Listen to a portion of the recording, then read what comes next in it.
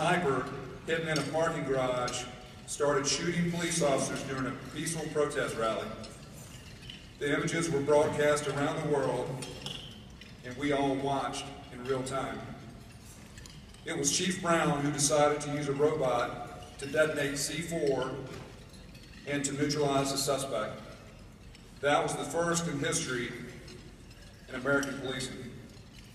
In the aftermath, it was Chief Brown who called on the protesters to become part of the solution by applying to join the police department. There's a lot we can learn from this man. Please welcome Chief David Brown.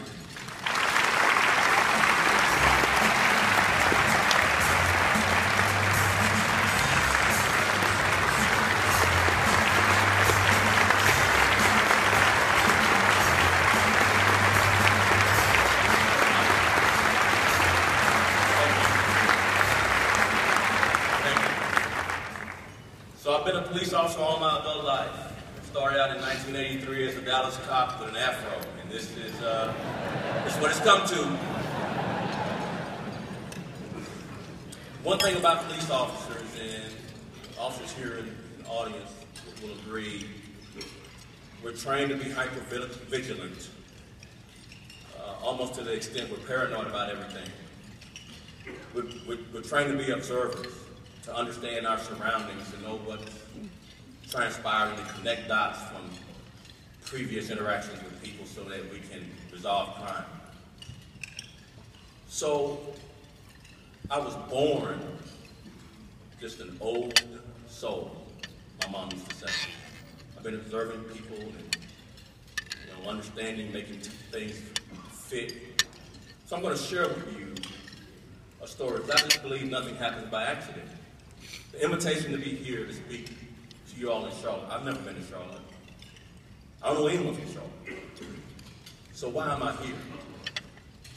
So my trained observation skills, I hope, will keep you encouraged. And I'll be brief. So I did a little research on Charlotte. You are not known for the protest last year. Known for basketball. Great football team. And in the early 70s, you're known for a Supreme Court case that integrated southern school districts. All right? So we're going to come back to that at the end of my story. 1971, a Supreme Court case, Charlotte-Mecklenburg versus Swan. And it was a model for integrating our schools in the South, which had been challenged since Brown was Board of Education. You were seeing Charlotte as the moderate city, the moderate town, to help us heal a wound. So after July 7th, we were planning 5 funerals. We had never planned that many funerals. We were grieving, sorely grieving, hurting. And we had received an outpouring of support, not dissimilar to what you all described today. Food, letters, from all over the world, because it was broadcast on all the news stations. And my secretary is trying to go through all these letters so that she can keep me updated on if there's anything related, because we got an investigation going on. We wanted to know if anything was related to any of what we were still investigating in days after July 7th. So around July 10th, a particular letter comes that my secretary opened in the morning. And I come in and she's reading the letter and she's crying, uncontrollably, she's crying. The letter is just soaking wet with her tears. And I walk by, is everything all right? She said, no, you've got to read this letter, Chief, she says. You've got to read this letter. And the first thing I noticed on the letter is the postage had a University of Texas at Austin Longhorn stamp, my alma mater. So thousands of letters, she finds this one letter addressed to me. And it's 4 pages, handwritten, soaking wet. I get it, I take it to my office, and I begin reading the first sentence, and I immediately recognize the person who wrote the letter. as someone I met my freshman year, headed to UT Austin from Dallas. Lance writes this long letter about, I don't know if you remember me, David, but you and I were on a Greyhound bus in Dallas. I immediately remembered him. He recounted his faith and how he prayed for me. I left school my senior year to become a Dallas cop because of the crack cocaine epidemic. He wrote, I always wondered why you left school. Now I know you have gone on to do great things. My family and I have been praying for you. Thank you so much for what you did for me on that Greyhound bus, he writes. And then at the end, he says, why did you sit next to me? Now I've got to explain this story to you. So it's a proud moment when I go to UT Austin. I'm an inner city kid, I'm from the hood. So to get a full academic scholarship to go to UT Austin was a big deal. So 3 generations of my family drives me down to the Greyhound bus station downtown Dallas with a sack of fried chicken for the trip and all of my belongings. And my great-grandmother, my grandmother, and my mother, they cheerfully waved goodbye to me as I get on this Greyhound bus. And I get on the bus with all my stuff and my chicken, and I look back at the back, and I see a scrawny white kid, and I, on purpose, sit next to him. On purpose. Intentionally sit next to him. And we strike up a conversation. He's on his way as a freshman to UT Austin. He had come from Missouri, and this was the Dallas connection on the way to Austin. And I immediately noticed he's poor like me. He's white, but he's poor like me. And we get distracted up a conversation on the bus ride, and he hadn't had anything to eat since Missouri. And he didn't have any money to eat anything from Dallas to Austin. And yes, I hid my chicken from him. I slid that sack of chicken down the side.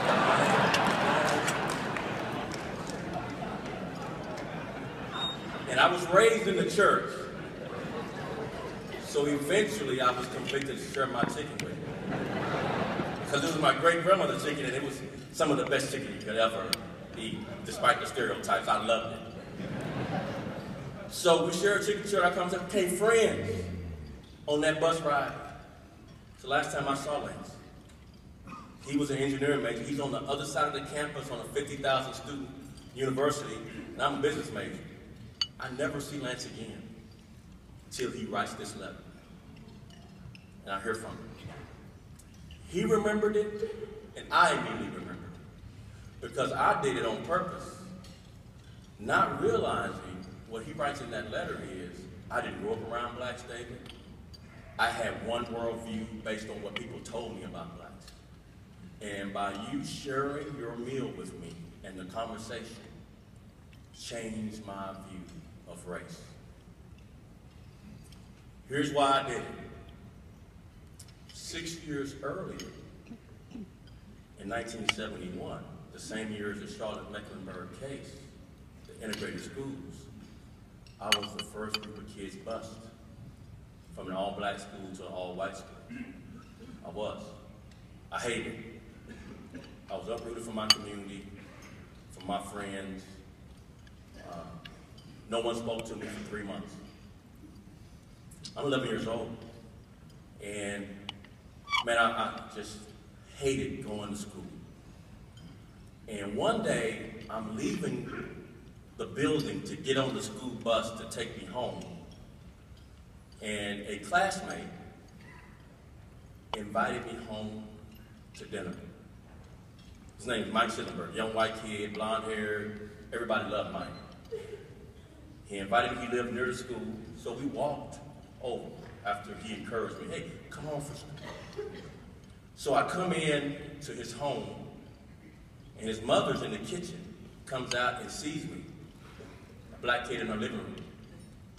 And God honest truth, I know you all recognize this metaphor. I felt like Sidney Poitier, and guess who's coming to dinner? And she was Audrey Hepburn, and I'm just like, she's in the kitchen, comes out with the apron, and she calls Mike into the kitchen. Mike, and calls me in the kitchen. I hear a lot of whispers, and I'm sitting on their furniture wrapped in plastic. Y'all remember that? The furniture wrapped in plastic? And I'm sitting there waiting to get uninvited. I'm thinking, she's about to tell him to tell me I'm uninvited. And she comes out with a tray full of pot pie. And we sit down and eat. The first thing I think about that, I say, man, white people should eat dinner early. Like, my mom's not gonna cook till 7, they're eating at 3 o'clock. We have the greatest of time. Mike and I become best friends. We're best friends to this day. Mike's mom sat with us. These are 6th graders, you know, so we're rambunctious. We're all over our house. And we lose track of time. And I missed my bus home. This is pre-cell phone. So, and I didn't think to have someone call home and say I was there. And so I need a ride home, and Mike's mom immediately volunteered to take me home. To take me back home to the hood. And her and Mike and myself, we get in the car, they drive me home, and as I get out of the car, my mom has obviously been very concerned about me. I'm 3 hours late from school doing integration, the beginning of integration in Dallas. So she has put together a search party of family and friends. My mother's very dramatic, by the way. So she just thinks the worst. Somebody snatched me up and I'm dead in a ditch somewhere. So she's gonna go search for me, and she turns around and sees me, and where have you been? And I said, I was with my, and then I promise you, this is always real to me. I turned around, and Mike's mom had sped off like NASCAR. A cloud of smoke had come up. I looked around, and they were gone, and so I had no alibi. I was with them, and they were gone. I've never seen a white woman drive so fast. And she was screaming at me, where have you been? I said, I was with my friend. He said, you don't have no friend. Nobody spoke to you for 3 months. Yes, I got a friend up there. His name is Mike Schillenberg. My best friend. And the letter ends with Lance asking me, why was I so kind to him? Why did I sit next to him? It's because Mike Schillenberg is my best friend. And I owe you that. I owed you that. And this coming May, I'm going to be the commencement speaker at UT Austin, the school that I didn't finish my degree from. I ended up finishing my degree and getting my master's in Dallas schools, because I did it while I was working as a cop. And I'm going to share that story. Lance is obviously graduated from UT. Mike graduated from UT. You can't make this up. And when I asked myself, when I got the invitation to speak here, why did Charlotte invite me? I know no one in Charlotte. There's no family, there's no connection. There is a connection. Because your city leaders saw the need and the benefits of integrating schools. Is how I met Mike. The Dallas Independent School District followed the Charlotte School District model for integration in 1971, which caused me to be bused, which caused me to meet Mike, which caused me to change my worldview of race. Before Mike invited me home to dinner, whites were mean to me. They didn't speak to me. And I didn't want to be there. But because of that connection, I shared my meal with Lance. You can't convince me that the 33 years I spent as a cop, I was in the people business. Much more the person business. And that our relationships mean something. And that they can transform people and neighborhoods and cities and states. And it can transform a country. What Charlotte did then changed my life. All the way in Dallas. I'm a trained observer, and I'm a person of faith. We're here for a reason today. I was bused for a reason. I met Lance for a reason. What's that reason? We're all connected. And how we treat each other matters. It can not only affect the person you're sitting next to, it can affect their families. It can encourage a future police chief to adopt community policing. Because I just don't believe we're divided by race. I don't believe it. You can't convince me of it. Because my best friend is Mike Charlotte-Mecklenburg. And Lance remembered how I treated him on that bus ride, on the Greyhound bus. That was a long time ago. Those interactions have survived a generation. We're all 56-year-old men. And we remember what we did for each other and how we treat each other. And I know what you're thinking. If we treat each other negatively, we remember that as well. Yes, we do. But that encouraged me even more. I am an eternal optimist. Yes, and I have been disappointed. And my faith tells me that love is way more powerful than hate on any day of the week. It is. And we cannot arrest our way out of loving each other. We can't. You skip that step, showing people you care about them, you won't be successful in convincing people to trust you. I'm close with this story, and it's kind of embarrassing. So when I was in elementary, about 3rd grade, I was cast as Captain Von Trapp in Sound of Music.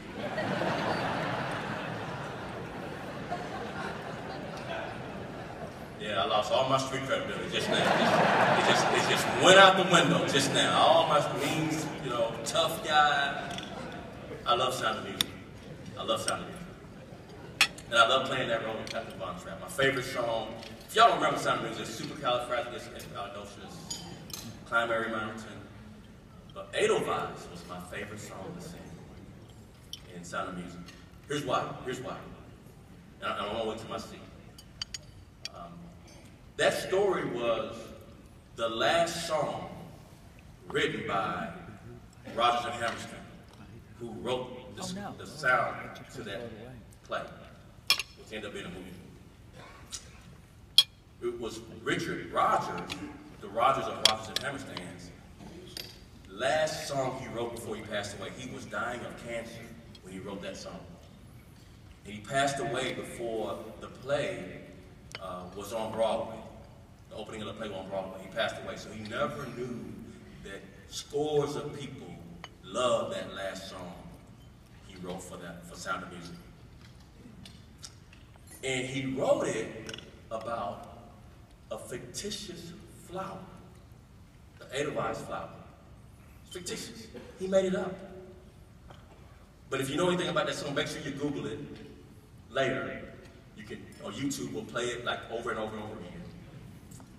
But it was so encouraging and emotional in the play, in the movie. Actually, Captain Von Trapp never finishes the song without tearing up a little bit. I used to have to do that when I sang that song in 3rd grade as Captain Von Trapp. I used to have to get, the teacher would tell me, add some emotion to it, David. This is emotion, this means something. And she would explain the meaning to me. I'm going to explain to you as I am. So that flower, you can only get to that flower in the highest of the mountains in Austria. You had to climb every mountain song. You had to climb high to get to even see that flower, which would bloom in snow. It would bloom white and would be whiter than snow. Its bloom would be even whiter than snow. And the song is saying, because the family has to leave because of Nazi Germany's reign, and the captain refuses to fight for Germany, they have to leave, that this flower represents everything I believe in. And now I've got to leave it. And I'm sad because I'm leaving this flower which represents our culture, which has changed in a way that I don't recognize. And so you're singing that song, and you're getting emotional, and the family is about to leave. And so what that says for me, and I hope for you, our country has values that are hard to accomplish, hard to achieve. Our democracy was fought for. All of it. None of it came easy. And it was fought through protest, but not protest alone.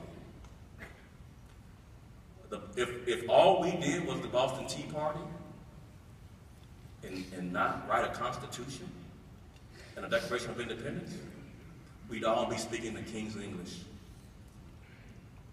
We would.